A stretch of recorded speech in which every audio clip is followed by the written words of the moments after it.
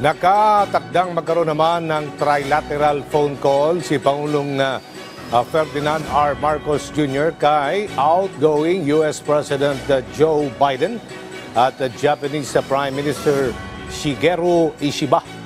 Ayon kay Presidential Communications Office Secretary Cesar Chavez, nakatakda ito sa Linggo, Enero 12. Sa ngayon ay hindi pa hindi pa alam kung ano ang agenda ng pagpupulong.